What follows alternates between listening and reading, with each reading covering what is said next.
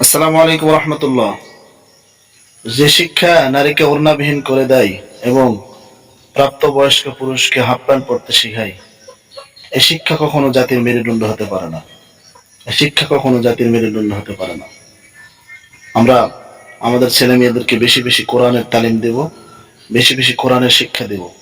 কেননা এ জাতি এ দেশ ধ্বংস হওয়ার দ্বার প্রান্তে চলে আসছে। আমরা আমাদের ছেলে মেয়েদের মূল গোড়াটা যেন কোরআন দিয়ে হয়, হাদিস দিয়ে হয়, মাসাল দিয়ে হয়, এই চেষ্টাটা করব। কারণ মনে রাখবেন, আপনি একদিন মারা যাবেন। আপনি যখনই মারা যাবেন, যদি আপনার সন্তান আপনার জানাজা করতে পারে, সেই জানাজার থেকে উত্তম জানাজা, উত্তম নামাজ আর পৃথিবীর ভিতরে হয় না। কারণ আপনি বাবা, আপনার সন্তান আপনার জানাজার নামাজ পড়ানো, এর থেকে উত্তম জিনিস আর কি হতে পারে বলুন?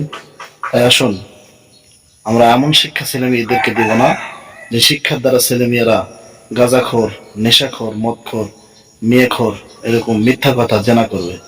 তাই আসুন, আল্লাহ তাআলাকে ভয় করে আমাদের ছেলে মেয়েকে কোরআনের শিক্ষাটা দিই। ভিডিওটি ভালো লাগলে অবশ্যই শেয়ার করে দিন।